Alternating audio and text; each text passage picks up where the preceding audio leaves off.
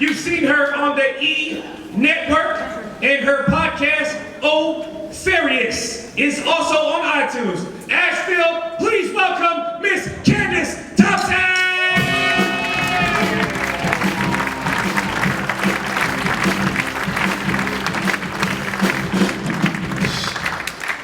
What's going on, guys? How we doing? Yeah. Asheville.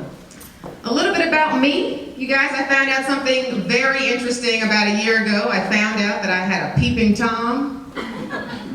That is right. For those of you who don't know what a peeping Tom is, that's a guy who is standing outside of my window, watching me without my knowledge, whispering things to me through my window. And I told one of my friends about it. I was like, dude, I have a peeping Tom. And she was like, oh my God, what are you gonna do? And I was like, nothing. Actually, this is the healthiest relationship I have ever been in. He is loyal. He shows up at the same time every night. Says very positive things about my body. You know, makes me feel good about myself. I'm gonna try and make this peeping Tom work. What does it say about me that I've been working out more since I've known he's been watching me? What does that say about me as a... I keep these abs tight because I don't want to come home and he's at the neighbor, you know, that's just rejection. Looking through her window. Why are you looking at Rhonda? Then I got to have a talk with Rhonda, like, excuse me, Rhonda, I just want to let you know that you're just his side peep.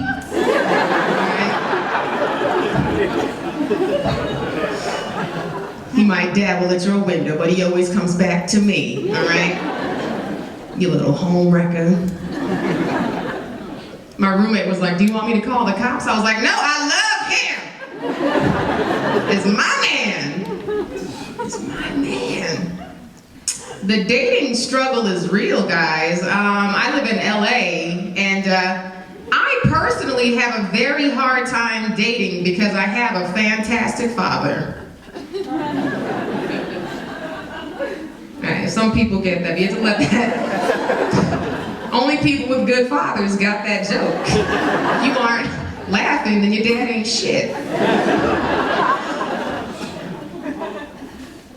You normally don't hear that. What you normally hear is women complaining about how hard it is to date when they don't have a great father. That's what you normally hear, because they don't have that role model to look up to. They don't know how guys are supposed to treat them. On the flip side, when you have an amazing father, you know exactly how you're supposed to be treated, and it sucks. It sucks because now you have standards. All these high standards. Every guy that I date lives in the shadow of my amazing father. And just to give you guys an idea of how great my dad is, he has never let my mom pump gas. They've been together for 40 years. And since they have been together, Joyce Thompson has never touched a gas pump. Meanwhile, I'm dating guys that siphon gas out of my tank.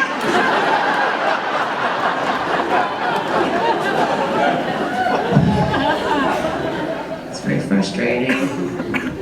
It's very frustrating. Yeah, me and my sister, neither one of us are married, and it's my dad's fault. Being too perfect, he just had to come home every night, didn't he? He just had to come home every night, pay the bills and be responsible and do what he was supposed to do. He couldn't have had some illegitimate kids on the side so me and my sister could have some realistic expectations. My dad never hit my mom once, and me and my sister will be paying for that for the rest of our lives. He's selfish. I like to talk about my dad a lot because he's great, but my mom is also amazing. I come from two amazing parents. And the thing that I don't like about that is that when you come from such a solid, wholesome background, people expect you to succeed. Because you don't have any excuses. You have no excuses if you don't make something of yourself. Doesn't make any sense. Like, it's gotten to the point where I actually envy my friends who don't have fathers, because they get to screw up. Like, you can go to jail if you don't have a father, and it's like, what do you expect? You know he didn't have a father? You know he didn't. I want that free pass.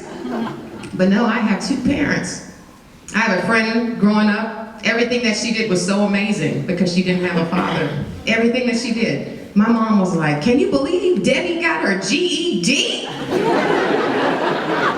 got her GED, Candice, isn't that amazing? You know she doesn't have a father? It's a miracle. It is a miracle, praise Jesus. Meanwhile, I come home with a bachelor's degree, come home to all types of disappointment. A bachelor's degree with all of your parents? What are you doing? You should have been an astronaut lawyer.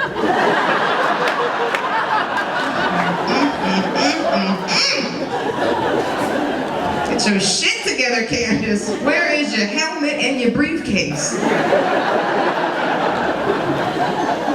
It's the disappointment.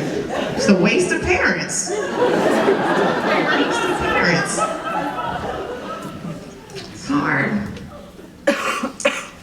I am a black person, and I have to tell people that for obvious reasons. Both of my parents are black and Native American. That is correct. Both of them are black and Native American, and apparently when the two most oppressed races unite, the child just comes out looking white.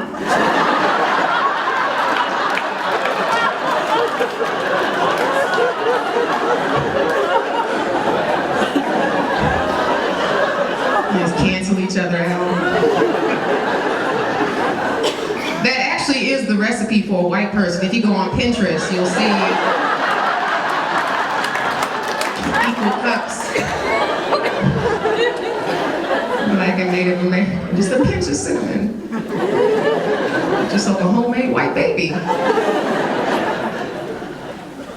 And I love looking racially ambiguous.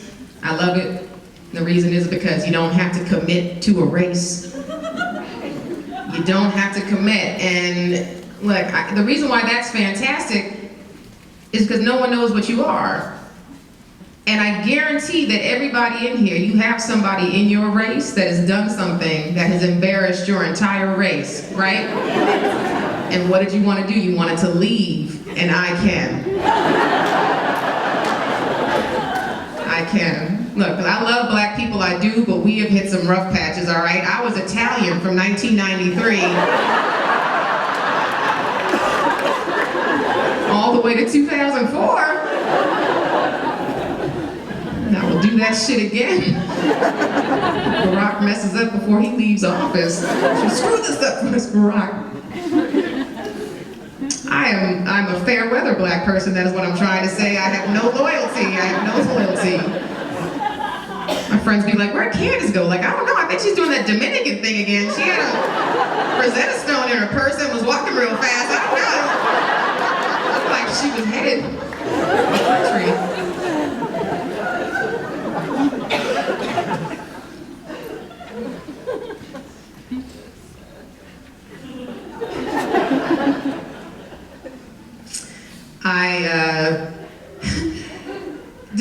Has anyone heard this term negging before? Has anyone heard of the term negging? Clap if you've heard of this term, negging. A couple of people, few people? All right. There is something that exists, you guys, and there's a term called negging. And it's in this book that went like, it's like a best-selling book called The Game, written by a pickup artist. Now in this book, there's a term called negging, which is when a guy wants to hit on a woman, he uses this technique, which means he says something insulting to her to make her feel vulnerable about herself instead of saying something nice to her to make her feel good about herself. Now this is a term, it's called negging. It's a terrible, terrible thing, and guys do it. Women, I guarantee you've had it done to you before. It's a terrible thing. But what's even more terrible is I recently got negged by a homeless man. I was downtown LA and this man just was walking by us, and I was with one of my comedian friends who was just being silly, and he was like, hey man, she's cute, isn't she? Pointing at me, and the homeless guy takes a look at me, looks me up and down, and was like, her hair looks dry. And he walked away. And he walked away, and let me tell you guys, negging works because I stared at myself in the mirror for 25 minutes that night trying to figure out how to make myself more desirable for a man who may or may not live in a porta potty. So just to let you know, negging works. For any of you guys who are going to try that technique later tonight, it works. I went back to that same spot after I put a deep conditioner in my hair. I was like, what about now? Mr. Homeless Man, what about now?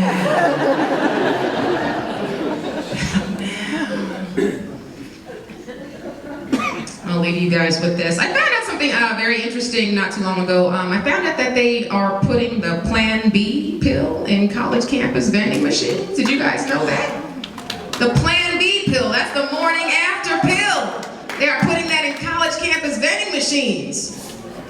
And you guys thought you shook the machine hard when your Cheetos got stuck.